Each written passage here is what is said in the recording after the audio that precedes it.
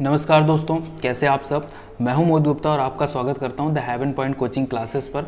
तो दोस्तों, आज हम लोग पढ़ने वाले हैं रिकम्बिनेंट डीएनए टेक्नोलॉजी। ठीक है, क्या पढ़ने वाले हैं? Recombinant DNA technology. इसी को बायोटेक्नोलॉजी भी बोलते हैं, इसी को जेनेटिक इंजीनियरिंग भी बोलते हैं। थोड़ा सा बस डिफरेंस है, वो चीज़ों को समझना अभी समझेंगे और इन चीज़ों में क्या डिफरेंस है जो टर्म दिए गए हैं, रिकम्बिनेंट डीएनए टेक्नोलॉजी, बायोटेक्नोलॉजी और जेनेटिक इंजीनियरिंग। ठीक है, वन शॉर्ट वीडियो है, सारी चर्चा करेंगे, इसके हिस्ट्री के बारे में बात करेंगे, जेनेटिक इंजीनियरिंग की हिस्ट्री क्या रही है और कौन कौन से टूल्स लगते हैं, कौन कौन सी टेक्निक्स लगती हैं, सब सारी की बातें चर्चा करेंगे।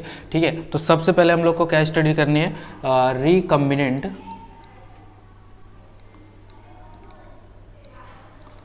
DNA technology. ठीक है, ये रिकम्बिनेंट डीएनए टेक्नोलॉजी क्या है कि एक तरीके की टेक्निक है जिसमें क्या करा जाता है, joining of two distinct molecule. ठीक है, टू डिस्टिंक्ट डीएनए मॉलिक्यूल। ठीक है, किसके लिए हम ज्वाइन करते हैं? To form new genetic recombination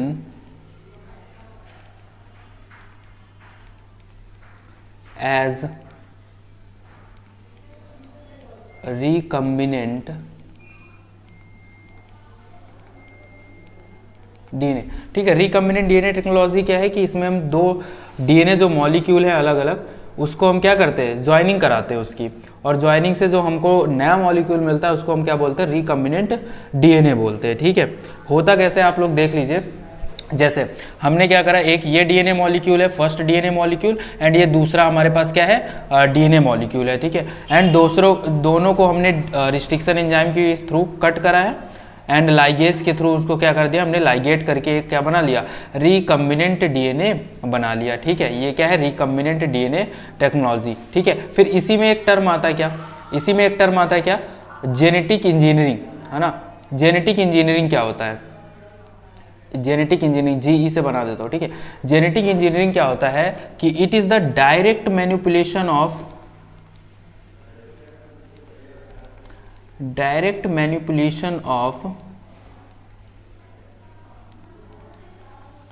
organisms jeans.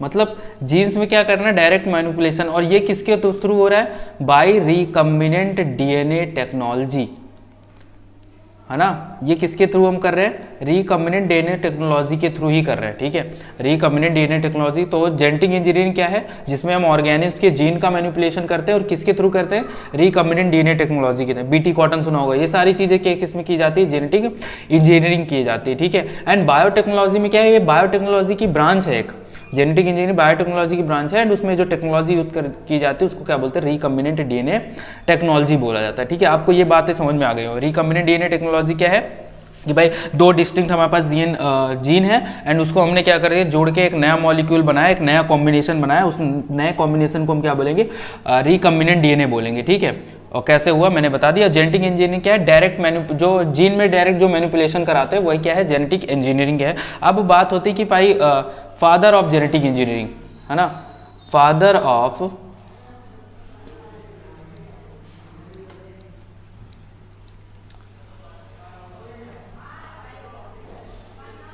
Genetic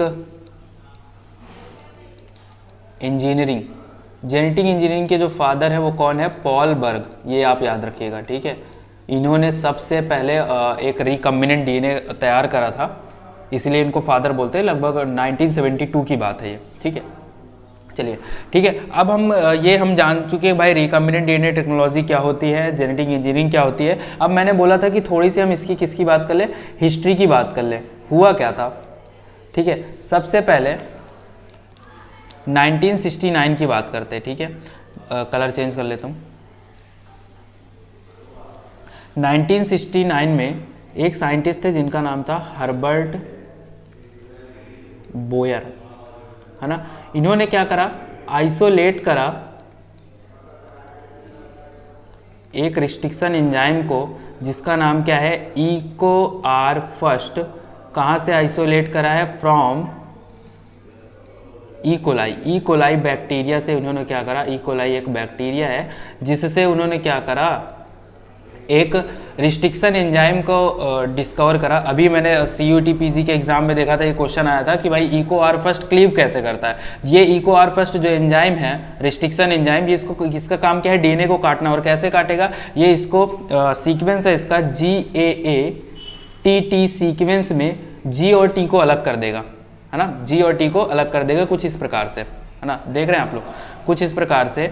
यहाँ पे GAATT सीक्वेंस है, यहाँ पे क्या करेगा वो G और A के बीच में क्या करेगा, क्लीवेज करेगा, यानी उसको काटेगा। ठीक है, ये पहली बात हो गई। देन फिर से मार्कर चेंज कर लेता हूँ, कलर, हाँ ये दूसरी बात होती है। ये फर्स्ट टाइम है 1969 की बात है, हिस्ट्री बता रहा हूँ, हर्बर्ट बोयर ने करा था ये। ठीक है, फिर उसके बाद 1970 में Howard Temin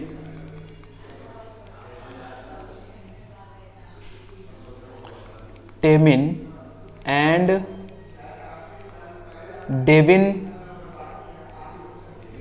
Baltimore, Howard Temin and David Baltimore ने क्या करा, यहाँ पे उन्होंने एक रिवर्स ट्रांसक्रिप्टेज एंजाइम की डिस्कवरी करी। इसको कहाँ से उन्होंने आइसोलेट करा था, रेट्रोवायरस से। कहाँ से, रेट्रोवायरस से उसको रिवर्स ट्रांसक्रिप्टेज की एंजाइम डिस्कवरी की। और ये जो रिवर्स ट्रांसक्रिप्टेज एंजाइम था, कौन सा, रिवर्स, बहुत इंपॉर्टेंट है रिवर्स ट्रांस, यहीं से क्वेश्चन आते हैं। देखो अभी मैंने वो बताया, वो MSc एंट्रेंस में ये क्वेश्चन आया था कि जो इको आर फर्स्ट है वो कहाँ से क्लीव करता है। ठीक है, तो रिवर्स ट्रांसक्रिप्टेज एंजाइम जो है ये क्या करता है, जो आपका mRNA है वहाँ से कंप्लीमेंट्री DNA, है ना, cDNA बोलते हैं उसको। ठीक है, mRNA से कंप्लीमेंट्री DNA बनाने, मतलब वायरस में जो वायरस का mRNA आता है बाहर, एंड उसको DNA में बदलने का काम कौन करता है, रिवर्स ट्रांसक्रिप्टेज एंजाइम करता है, जो कि कहाँ पे पाया जाता था, रेट्रोवायरस में। एंड सबसे पहले 1970 में Howard Temin and David Baltimore ने इसको क्या करा, क्लीव करा था, मतलब ट्रांसफर, मतलब आइसोलेट करा था वहाँ से। ठीक है, देन हम बात करते हैं 1972 की, है ना। 1972 में क्या हुआ, 3 साइंटिस्ट थे, डेविड जैक्सन, ठीक है, रॉबर्ट सिमोन्स एंड पॉल बर्ग। ठीक है, एक सेकंड, मैं यहाँ पे नहीं लिखता हूँ क्योंकि यहाँ पे मेरा स्लाइड आएगा। 3 साइंटिस्ट थे, कौन कौन से, डेविड जैक्सन, ठीक है, और रॉबर्ट सिमोन्स एंड पॉल बर्ग। ठीक है, ये जो 3 साइंटिस्ट हैं, इन्होंने क्या बनाया था, एक रिकम्बिनेंट DNA कंस्ट्रक्ट करा था। एंड उनको किससे लाइगेट करा था, DNA लाइगेस के थ्रू लाइगेट करा था। ठीक है, आप यहाँ पे देख सकते हैं कि इको आर फर्स्ट जो है इसको क्लीव करा उन्होंने, एंड ये स्टिकी एंड ज्वाइन करे गए किसके through, most important point, DNA ligase से उन्होंने जोड़ के क्या बनाया था, सबसे फर्स्टली इन्होंने रिकम्बिनेंट DNA बनाया था। ठीक है, 1972 में अभी मैंने चर्चा करी, पॉल बर्ग इस जेनेटिक इंजीनियरिंग के फादर बोले जाते हैं, तो इसलिए बोले जाते हैं क्योंकि उन्होंने क्या बनाया था, RDNA, यहाँ पे R आप स्मॉल बनाएंगे। ठीक है, RDNA उन्होंने कंस्ट्रक्ट करा था सबसे पहले 1972 में, और साथ में मिलकर काम करा गया था। ठीक है, देखो ये वाला काम साथ में करा गया था। ठीक है, एंड इसके पहले ये वाला हार्वर्ड टेमिन एंड ये दोनों अलग अलग साइंटिस्ट ने अलग अलग काम करे थे। ठीक है, इस पे चलिए फिर अगला हम बात करें 1973 की बात है। देखो मैंने अलग अलग डेट वाइज मैंने सब आपको बता दिया कि कब क्या हो रहा है। ठीक है, चीज़ें यहीं से आएंगी, एंट्रेंस में आए चाहे फिर आपके कॉलेज में आप मतलब UG में पढ़ रहे हैं, PG में पढ़ रहे हैं, सब यहीं से आने वाला है। ठीक है, मैं स्टार्टिंग से लेकर लास्ट तक आपसे चर्चा कर रहा हूँ। ठीक है ना, चीज़ें यहीं से समझाने की चीज़ें यहीं से आएंगी और कहीं से नहीं आएगा। ठीक है, फिर 1973 की बात करें तो साइंटिस्ट का नाम है Stanley Cohen and Herbert Boyer. ठीक है, हर्बर्ट बॉयर के बारे में पहले भी पढ़ चुके हैं आप, eco R1 eco are first उन्होंने करा था। ठीक है, इन्होंने क्या बनाया था, रिकॉम्बिनेंट प्लाज्मिड बनाया था, रिकॉम्बिनेंट प्लाज्मिड बनाया था। एंड उस रिकम्बिनेंट प्लाज्मिड का नाम था PSC 101। ठीक है, यहाँ तक बात समझ में ये हुआ। फिर उसके बाद एक साइंटिस्ट और थे 1975 में, सब आप जानते हैं, इनका नाम है एडविन सदर्न। ठीक है, और इन्होंने क्या करी थी, ब्लॉटिंग टेक्निक्स को डिस्कवर करा था। ब्लॉटिंग टेक्निक्स को डिस्कवर करा था। ब्लॉटिंग टेक्निक्स क्या है, एक्चुअली में क्या है कि डीएनए एनालिसिस का काम है। डीएनए एनालिसिस, मान लीजिए आपको डीएनए का बहुत अच्छा, मतलब ये डीएनए है एंड ये डीएनए में क्या है, बहुत पूरा डीएनए का मिक्सचर है, उसमें से आप स्पेसिफिक डीएनए को आइसोलेट कर पाएंगे। ठीक है, इस टेक्निक के थ्रू, है ना, स्पेसिफिक डीएनए आपको क्या करना है, आइसोलेट करना है, तो इस टेक्निक के थ्रू आप आइसोलेट कर पाएंगे। एंड अगली बात, ये आपसे पूछा जाता है कि इस टेक्निक में क्या यूज करते हैं, तो यहाँ पे हम लोग डीएनए प्रोब का यूज करते हैं। ठीक है, प्रोब का यूज करते हैं, डीएनए हाइब्रिडाइजेशन कराते हैं, यहाँ से ऐसा होता है। तो ये आपको 4 जो है आपको डेट वाइज याद रखना है। 1970 में, 1969 में क्या हुआ, 1970 में क्या हुआ, एंड 1972 में क्या हुआ, 1973 में, 1975 में क्या हुआ, है ना, ये आप देख लीजिएगा एंड एक बार इसको चाहे आप और रिवाइज कर लीजिएगा। ठीक है, फिर हम बात करते हैं जो हमारा जो नेक्स्ट टॉपिक है, that is the tools and techniques of recombinant DNA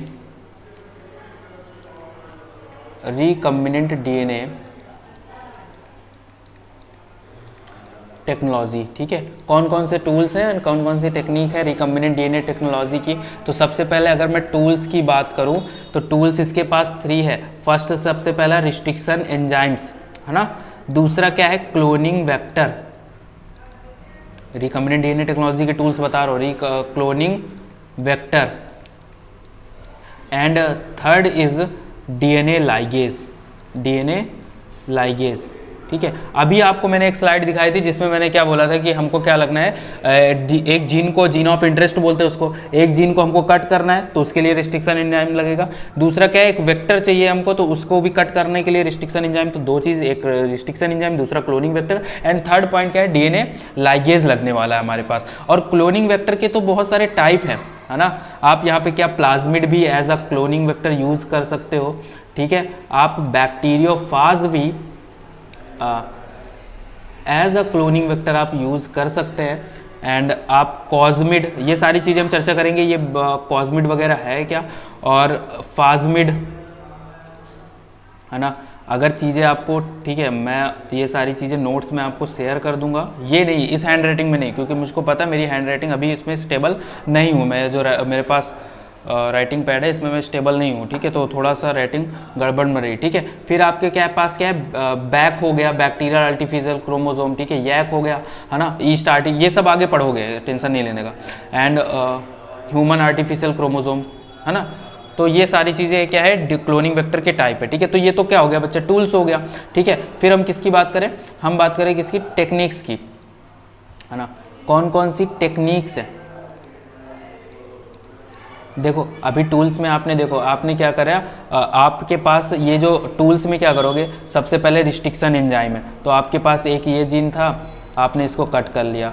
दूसरा आपके पास एक वेक्टर था, उसको भी आपने कट कर लिया एंड उनको जोड़ दिया, तो आपके पास कुछ इस प्रकार से कम्बिनेशन बन गया। ये दूसरा, मैं कलर नहीं चेंज कर रहा, ठीक है, ये आपके पास कम्बिनेशन बन गया जिसको आरडीएनए बोलते हैं। ठीक है, बट आपका पर्पस नहीं है, आपका पर्पस है जीन को क्लोन करना। आपको एक जीन तो चाहिए नहीं, आपको क्या करना है, जीन क्लोनिंग करनी है, आपको जीन क्लोन करना है। तो सबसे पहले अब इसका क्या करना है, क्लोन करना है, यानी आपको इसको परफेक्ट होस्ट में एंट्री करानी है। इसकी होस्ट में एंट्री करेगा, वो 1 से 2 बनाएगा, 2 से 3, एंड फिर इसके बाद होस्ट के एंट्री के बाद अभी आपको देखना है कि वो रिकम्बिनेंट ये इससे मैच रिकम्बिनेशन हुआ भी है कि नहीं हुआ।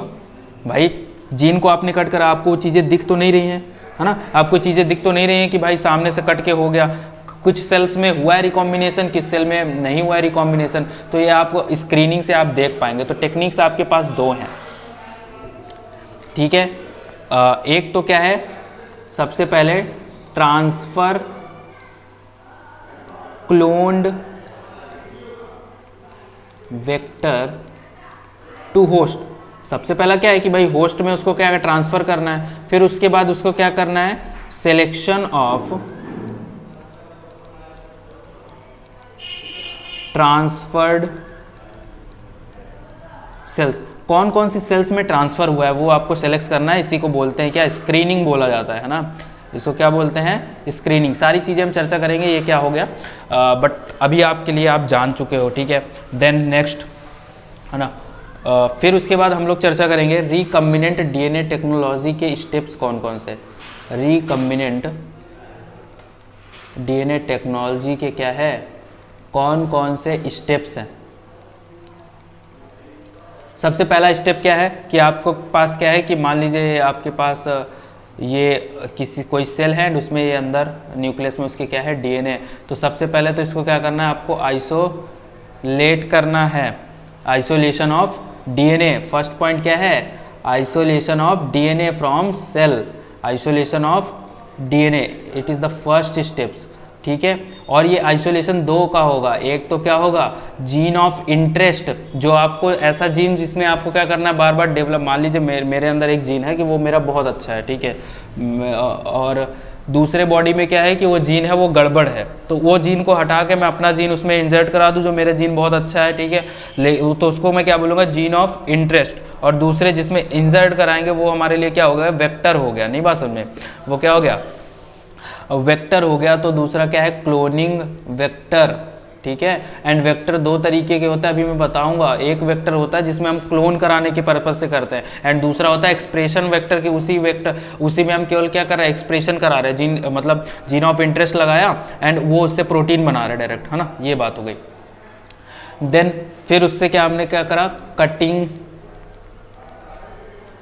Of DNA. अगला पर्पस क्या है हमारा, कटिंग ऑफ डीएनए, ठीक है।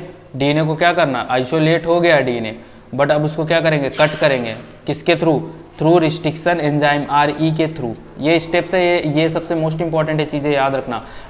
देन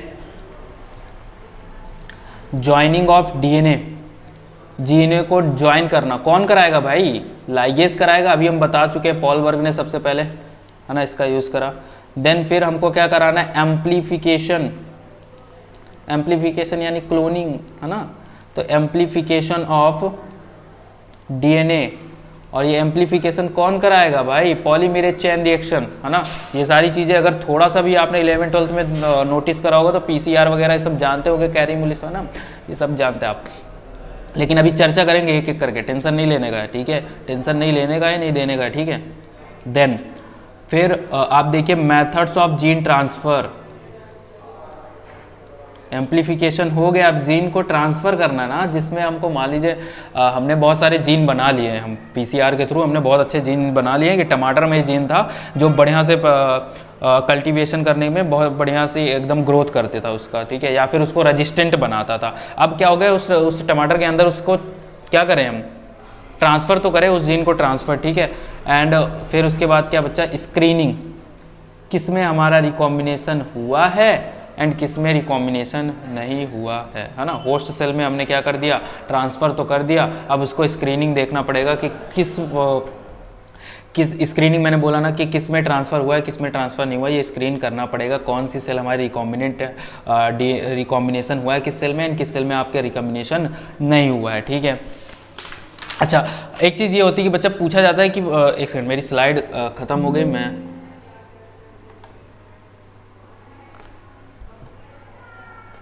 स्लाइडें और बना लूँ।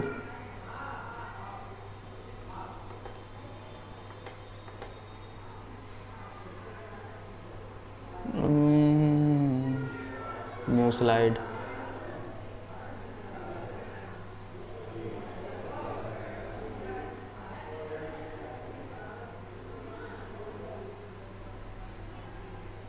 New slide, new slide, new slide, new slide. चलिए, ओहो, चलो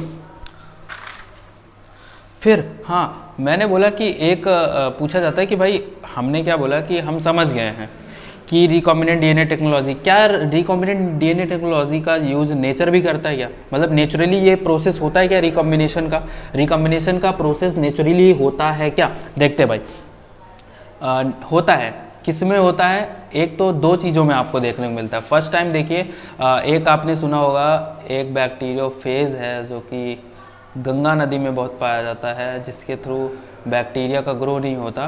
तो वो क्या करता है, अपना जो डीएनए है, एक सेकंड, अपना जो डीएनए है उस ये बैक्टीरिया इकोलाई बैक्टीरिया है, अपना जो डीएनए है वो इकोलाई बैक्टीरिया में इंसर्ट कराता है। तो एक तरीके से इसने भी क्या करा, ये नेचुरली उसने क्या करा, रिकम्बिनेशन शो करा। उसने क्या करा, जो डीएनए है अपना भेजा एंड रिकम्बिनेशन उसने क्या करा, कर लिया। क्योंकि यहाँ पे क्या होता है, यहाँ पे उसका जो इकोलाई का प्लाज्मिड है ना, इकोलाई का प्लाज्मिड या इकोलाई का क्रोमोसोम है, एंड वो ऐसे आएगा। एक सेकंड, इसका कलर में बदल दो, ये इस कलर का था, ठीक है, एंड वो ऐसे बना लेगा। एक सेकंड,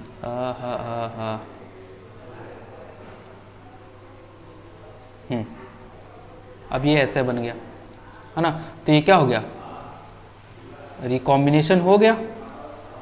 एंड ये जो रिकॉम्बिनेशन है ये कैसे हुआ, नेचुरली हुआ, नेचर के थ्रू, ठीक है। दूसरा, ये दिख नहीं रहा होगा।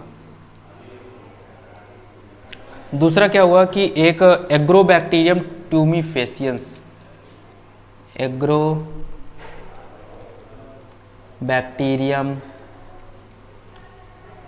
ट्यूमीफेसियंस है ना, ये बैक्टीरिया का नाम है एग्रोबैक्टीरियम ट्यूमीफेसियंस, ठीक है। ये बैक्टीरिया क्या करता है, ये जो प्लांट है, प्लांट के अंदर अपना प्लाज्मिड होता है, इसके अंदर एक प्लाज्मिड होता है जिसका नाम है टी.आई. प्लाज्मिड। तो टी.आई. प्लाज्मिड प्लांट के अंदर इंट्रोड्यूस कराता है और प्लांट में एक डिजीज़ कराता है जिसका नाम है क्राउन बॉल डिजीज़, ठीक है। तो ये डिजीज़ कराता है एग्रोबैक्टीरियम ट्यूमर। तो ये भी एक तरीके से क्या हो रहा है, नेचुरली रिकम्बिनेशन शो कर रहा है। तो आप बता सकते हैं कि भाई नेचर में भी रिकम्बिनेशन होता है, आपने कोई नया चीज़ करना चालू नहीं कर दिया, नेचर भी करता था। क्योंकि बिना रिकम्बिनेशन की वैरायटीज़ आएंगी नहीं, और बिना वैरायटीज़ में इंसान स्टेबल होगा नहीं, सीधी सी बात है ना।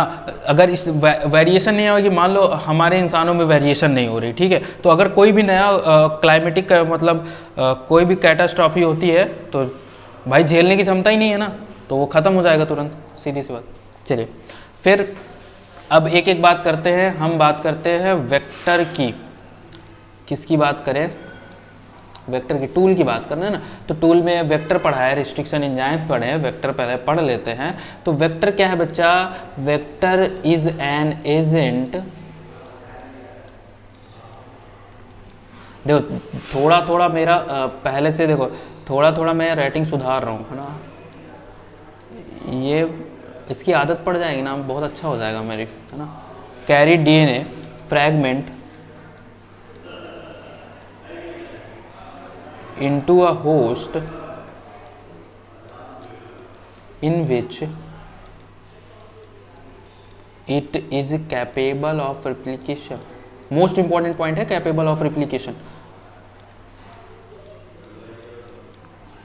डायरेक्ट डिफिनीशन से भी क्वेश्चन बन जाते हैं कभी कभी कि वेक्टर क्या है, कि एक वेक्टर क्या होता है, एक एजेंट होता है ना। ये वेक्टर देखो जैसे एक मान लो एक मक्खी है, वो सॉरी मच्छर है एक, ठीक है। तो उसने क्या करा है, एक पैथोजन को अपने अंदर रखा है एंड वो एक से दूसरे को फैला रही है, वो ना जैसे एनाफ्लिस जानते हो ना, तो प्लाज्मोडियम को एक जगह से दूसरी जगह फैला रहे। तो वैसे ये भी एक वेक्टर एजेंट जो क्या कर रहा है, डीएनए को कैरी कर रहा है एक फ्रैगमेंट से, है ना, कैरी द डीएनए फ्रैगमेंट, और कहाँ पे उसको भेज रहा है, होस्ट में भेजा जा रहा है, और वहाँ पे वो क्या करे, होस्ट में जाके वो रेप्लिकेशन करे, है ना। वेक्टर क्या है कि भाई वेक्टर के अंदर एक क्वालिटी होनी चाहिए कि वेक्टर, हमने वेक्टर में जीन ऑफ इंटरेस्ट तो लगा दिया, अब ये नहीं कि उसका बस बन गया हमारा काम, नहीं, वो क्या है कि होस्ट में जाए और धड़ाधड़, है ना, उसका क्या हो कि भाई रेप्लिकेशन हो तुरंत।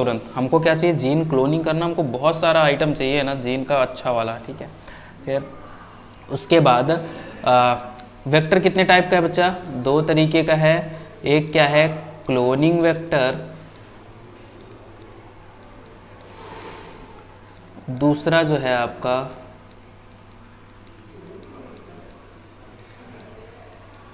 एक्सप्रेशन वेक्टर है, ठीक है। क्लोनिंग वेक्टर क्या है, ये वेक्टर क्या है कि आपका क्या करेगा, रैपिडली इसमें क्या होगा, रैपिडली रिप्रोडक्शन होगा एंड बहुत जल्दी से क्या होगा, इसके क्लोन बनेंगे, ठीक है। एंड एक्सप्रेशन वेक्टर में क्या है कि जो इसका यूज़ किया जाएगा किसके लिए, एक्सप्रेशन ऑफ फॉरेन जीन, कोई फॉरेन जीन हमने लगाया एंड उसका डायरेक्ट एक्सप्रेशन करेंगे एंड हम उससे प्रोटीन बनवा लेंगे यार, ठीक है, सीधी सी बात है। उसका यूज़ हम करते क्लोनिंग में, इसका हम डायरेक्ट प्रोटीन बना लेंगे। हमारे पास कोई बढ़िया सा जीन आ गया था एंड उसी की हम क्या करना चाहते हैं, प्रोनी मतलब उसके डायरेक्ट प्रोटीन बनवाएंगे, सीधी सी बात है। और हम बात करते हैं कि भाई कि वेक्टर है, वेक्टर में भी कुछ खासियत होनी चाहिए, ऐसा थोड़ी ना। तो वेक्टर की भी कौन कौन सी प्रॉपर्टीज़ होती हैं। हमको क्या चाहिए, एक आइडियल वेक्टर चाहिए जो अच्छे से डीएनए को कैरी करे एंड रेप्लिकेट करे सेल के अंदर, ठीक है। तो सबसे पहले क्या है, इसमें क्या पाना चाहिए, एक ऑटोनॉमसली रेप्लिकेटिंग सीक्वेंस, है ना, जिसको बोलते हैं ORI, ऑरिजिन ऑफ रेप्लिकेशन पाना चाहिए, ठीक है। एंड दूसरी बात क्या है कि इसमें क्या होने चाहिए, एक सिलेक्टेबल मार्कर्स होने चाहिए। अभी बताते हैं सिलेक्टेबल मार्कर्स क्या है, ठीक है। एंड तीसरा क्या है, रिस्ट्रिक्शन साइट्स होनी चाहिए। देखो रिस्ट्रिक्शन जो एंजाइम होता है ना, अभी बताएंगे रिस्ट्रिक्शन एंजाइम कहाँ से आया, किसने खोजा, इसको सारी चर्चा करेंगे। बट रिस्ट्रिक्शन एंजाइम क्या होता है, एक प्रॉपर, जैसे हम कह दें कि कोई भी फ्रैगमेंट है हमारे पास डीएनए का, ठीक है, तो उसको उसमें सीक्वेंस होगा एंड वो सीक्वेंस कहीं से भी आप उसको कट नहीं कर सकते। जैसे अभी हमने बात करी थी, हर्बर्ट बोयर ने जो EcoR फर्स्ट जो है एंजाइम निकाला था, वो भी रिस्ट्रिक्शन एंजाइम है। एंड वो कब कट करेगा, वो कट तब करेगा जब आपको G एंड A के बीच में वो हमेशा कट करता है। नहीं बात समझ में, G एंड A के बीच में कट करता है, वैसे ही ये भी है। तो वो हमेशा एक रिस्ट्रिक्शन साइट पे कट करेगा। कहाँ पे कट करेगा, रिस्ट्रिक्शन साइट, वो कहाँ पे होगा, वेक्टर में होगा। तो वेक्टर के पास रिस्ट्रिक्शन साइट तो होना ही चाहिए, ठीक है। फोर्थ बात क्या है कि इसके स्मॉल इन साइज होना चाहिए, ज़्यादा साइज में बड़ा होगा, रेप्लिकेट लेट में करेगा। देन फिफ्थ क्या है, फिफ्थ नहीं है, इतना ही है, ठीक है, मेरी कॉपी में लिखा था। तो ऑटोनॉमसली ORI पाना चाहिए। सिलेक्टेबल, हाँ सिलेक्टेबल मार्कर क्या है, ये जीन ही है एक तरीके से, किसके लिए, फॉर रेजिस्टेंस। सिलेक्टेबल मार्कर क्या है, जीन फॉर रेजिस्टेंस, सीधी सी बात है ना। अभी हम बताते हैं, जैसे हमने कहा कि भाई हमारे पास ये एक वेक्टर है, तो वेक्टर की खास बात क्या है, कलरफुल पेन से, इस वेक्टर की खास बात है कि यहाँ पे क्या है, उसके पास सिलेक्टेबल मार्कर्स है।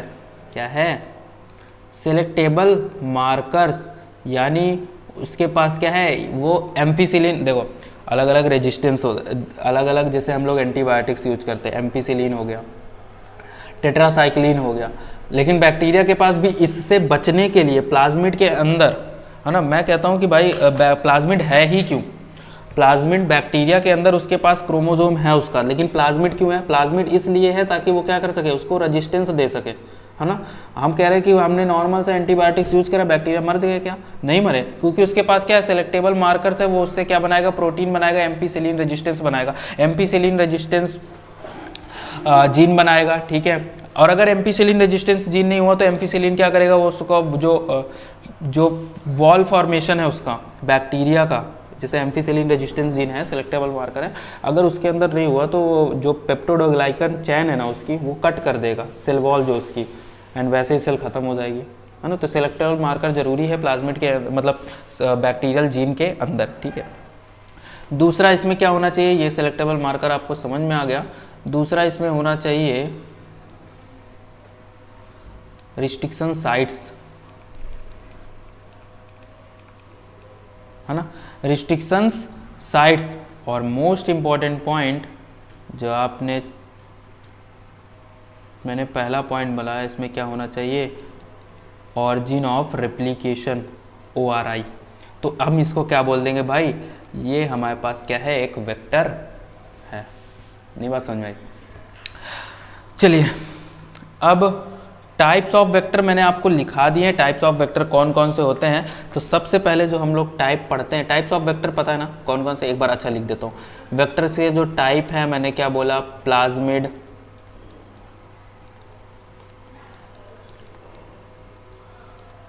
फाज्मिड, बैक्टीरियोफेज, कॉज्मिड, ठीक है। एंड फिर bacterial artificial chromosome, yeast artificial chromosome, human artificial chromosome, ये सारी चीज़। तो फर्स्ट जो है हम प्लाज्मिड की बात कर लेते हैं। प्लाज्मिड क्या होता है, प्लाज्मिड के बारे में अच्छा चर्चा करते हैं, ठीक है।